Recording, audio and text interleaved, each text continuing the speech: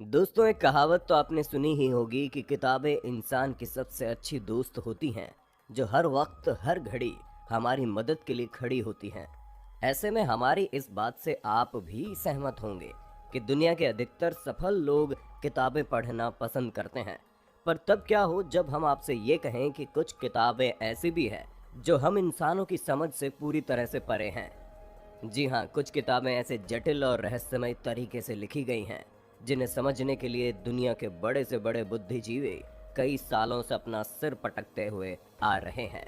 तो दोस्तों, ये कौन सी किताबें हैं और इनमें क्या लिखा है, इन सभी बातों को जानने के लिए हमारे साथ वीडियो के अंत तक बने रहिएगा। The Rohonc Codex. दोस्तों, सन 1838 में एक हंगेरियन प्रिंस जिसका नाम गुस्ताव बेथियानी था, उन्होंने अपने एक बहुत पुरानी फैमिली लाइब्रेरी को हंगेरियन एकेडमी ऑफ साइंस को दे दिया था, जिसमें कई सारी अद्भुत किताबें मौजूद थी। लेकिन इतनी सारी किताबों में से कुछ लोगों का ध्यान बहुत ही पुरानी किताब में पड़ा, जो कि एक बहुत ही अजीब तरह की भाषा से लिखी हुई थी। उस किताब की भाषा इतनी अजीब थी कि उसे कोई भी समझ नहीं पा रहा था।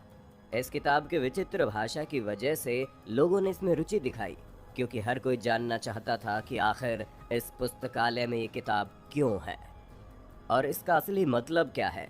दोस्तों, शोधकर्ताओं ने इस किताब के विषय में काफ़ी स्टडी और डिबेट की, लेकिन वो जितना ही इस किताब को जानने में दिलचस्पी दिखाते, उतना ही ज़्यादा इसके रहस्य में फंसते चले जाते हैं। 792 अलग अलग कैरेक्टर्स में लिखी गई ये किताब वाकई में एक जटिल पहेली की तरह है, जिसके बारे में कुछ जानकार लोगों का मानना है कि इस किताब को हंगेरियन, रोमन, हिंदी के साथ साथ और भी 2-3 भाषाओं को मिलाकर लिखा गया है। पर वाकई में किताब किस भाषा में है, ये पुख्ता तौर पर नहीं कहा जा सकता। यहाँ तक कि इस किताब के बारे में ये भी समझ में नहीं आया कि इसे बाएं से दाएं की तरफ पढ़ा जाए या फिर दाएं से बाएं की तरफ। हालांकि इसमें बने कुछ सिंबल्स हजारों साल पहले गुफाओं में बनी आकृति से मेल खाते हैं।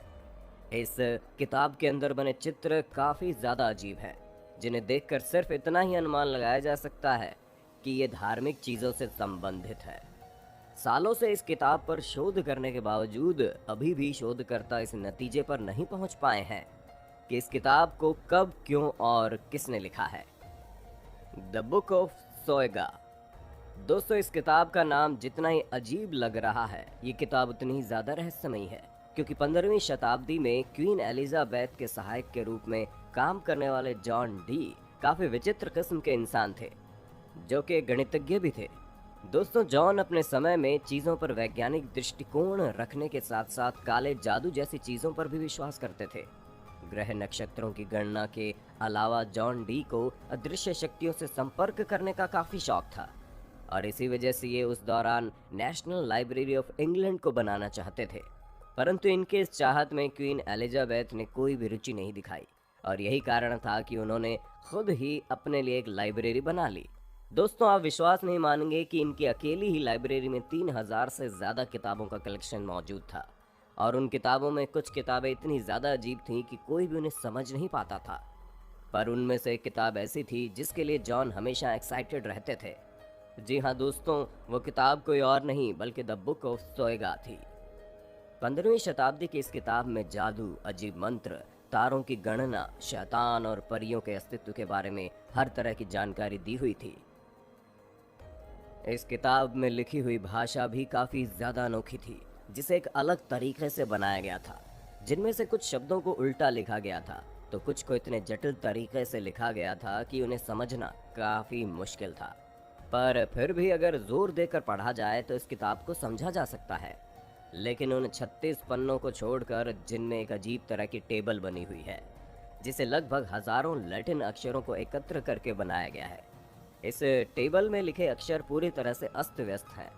जॉन डी का मानना था कि ये टेबल ही इस किताब को समझने की चाबी है, क्योंकि ये वो कोड वर्ड है जिनके जरिए सुपर नेचुरल पावर से संपर्क किया जा सकता है, खास करके यूरियल से।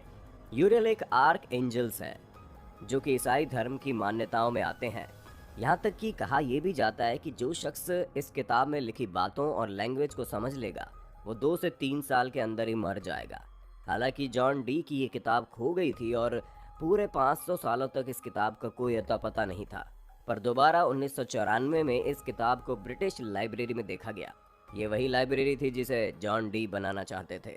और फिर इस किताब पर काफ़ी शोध हुए, जिसके बाद कई सारे क्रिप्टोलॉजिस्ट ने किताब के कोड को तोड़ने की कोशिश की, पर 2006 में जिम रीव्स ने इन कोड्स को ब्रेक करने का दावा किया और ये अभी तक जिंदा है।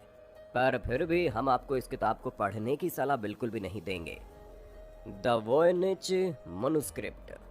दोस्तों, इतिहास में जितनी स्टडी इस किताब पर की गई है उतनी शायद ही किसी किताब पर की गई हो, क्योंकि इस किताब को 15वीं शताब्दी में जानवरों की खाल से बने पन्नों पर लिखा गया था।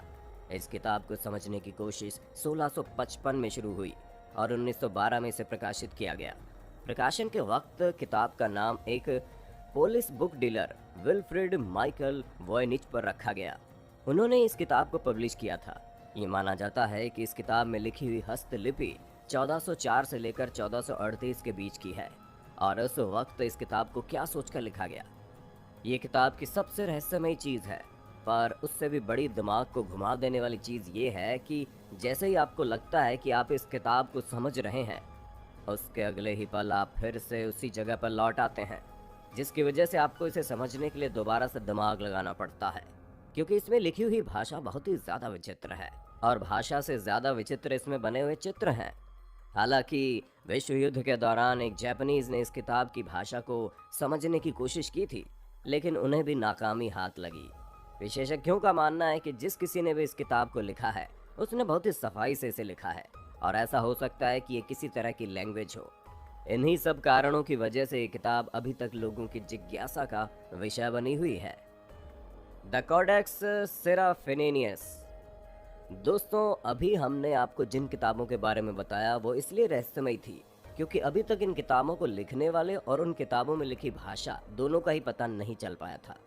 पर हमारी ये किताब, जिसका नाम द कॉडेक्स सेराफिनियस है, ये थोड़ी अलग है, क्योंकि इस किताब के बारे में हम जानते हैं कि इसे किसने लिखा है।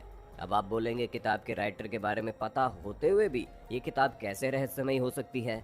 तो दोस्तों, इस किताब को एक ऐसी भाषा में लिखा गया है जिसका कोई अस्तित्व ही नहीं है, जहाँ ये किताब अजीबोगरीब जानवरों और पेड़ पौधों के चित्रों से भरी पड़ी है, जिन्हें देखकर आपको समझ ही नहीं आएगा कि ये कैसे जीव हैं। इस किताब में कई कार्यों को करने की विधि भी बताई गई है, लेकिन जब कोई इस किताब को ध्यान से समझने की कोशिश करता है तो उसे एक चीज़ समझ में आती है, वो ये कि ये किताब इस दुनिया के जीवन के बारे में बात कर ही नहीं रही है, जिसे देखकर ऐसा लगता है कि मानो इसे किसी दूसरी दुनिया के लोगों के लिए लिखा गया है। हालांकि हमारी दुनिया के लोगों से विचित्र होने के बावजूद इस किताब में हमारे तौर तरीके देखने को मिलेंगे। दोस्तों, इस किताब को ल्यूगी सराफिनी ने लिखा था, जो एक इटालियन कलाकार थे। जहाँ इनकी इस किताब को देखकर ऐसा लगता है कि उन्होंने किताब को पढ़ने वाले रीडर्स के लिए एक अलग ही दुनिया का निर्माण किया था, जो एक ऐसी काल्पनिक दुनिया थी जो हम इंसानों की दुनिया से बिल्कुल विचित्र थे। और उनके इस विचित्र किताब ने इन्हें काफ़ी फेमस भी बना दिया था, क्योंकि इस किताब को लिखने में लेखक ने एक अलग तरह की कल्पना शक्ति का प्रयोग किया है। और जो कोई भी किताब को खरीदता है उसे ऐसा लगता है कि किताब हज़ारों साल पुरानी है। लेकिन हम आपको बता दें, इस किताब को 1980 में लिखा गया था। The Vivian girls. दोस्तों, अब आप एक ऐसी किताब के बारे में सुनिए जिस तरह की किताब आज तक नहीं लिखी गई है, क्योंकि इस किताब के लेखक हेनरी डार्गर शिकागो में किराए पर रहते थे और उस समय अपनी ज़िंदगी काफ़ी एकांत में बिता रहे थे, जो सिवाय चर्च जाने के और कहीं भी नहीं जाते थे। ऐसे में जब 1971 में हेनरी के मकान मालिक ने अपने घर की सफाई करने के लिए अपने घर में प्रवेश किया, तो जिस कमरे में हेनरी रहते थे उसे देखकर पूरी तरह से आश्चर्यचकित हो गए, क्योंकि हज़ारों की तादाद में लिखे हुए पन्ने और तस्वीरें पूरे कमरे में बिखरे पड़े थे और इन सबको एक क्रम में एकत्रित करने पर एक किताब बनकर तैयार हुई, जिसका टाइटल काफ़ी लंबा चौड़ा था, जिसे शॉर्ट फॉर्म में विवियन गर्ल्स के नाम से जाना जाता है। और पूरी किताब में हज़ारों चित्र मौजूद थे। दोस्तों, हेनरी की इस किताब में एक बहुत ही विस्तृत मैथोलॉजी लिखी थी, जिसे लिखने में उन्हें 60 साल से ज़्यादा का वक्त लगा था। इनकी मैथोलॉजी एक ऐसे प्लैनेट के बारे में थी जिसकी परिक्रमा पृथ्वी करती है, और इस मैथोलॉजी के मुख्य किरदार 7 विवियन गर्ल्स होती हैं, जो आपस में बहनें हैं, जो रॉबर्ट विवियन नाम के शख्स की बेटियां हैं, जो एक ऐसी सभ्यता के विरुद्ध में होते हैं जहां बच्चों को गुलाम बनाकर रखा जाता है। दोस्तों, ये किताब वाकई में काफ़ी अनोखी है, पर आश्चर्य की बात यह है कि इतनी बड़ी किताब को हेनरी ने दुनिया से छुपा कर क्यों रखा था? दुनिया को तो हेनरी के मरने के बाद इनकी इस अनोखी किताब के बारे में पता चला। हालांकि हेनरी के जान पहचान वाले लोग ऐसा कहते हैं कि ये किसी मेंटल कंडीशन से गुजर रहे थे और इसी वजह से ये अपनी जिंदगी अकेले बिताते थे। तो दोस्तों, ये थी दुनिया की ऐसी 5 किताबें जो काफ़ी रहस्यमयी थी। और अगर आपने इन किताबों के बारे में जानने के लिए हमारी वीडियो को अब तक देखा है तो ज़रूर आप एक बुद्धिमान इंसान हैं जो चीज़ों को समझने की कोशिश करते हैं। इसलिए अपना नाम कमेंट करके ज़रूर बताइएगा और इसी तरह के इंटरेस्टिंग वीडियोज़ को लगातार देखते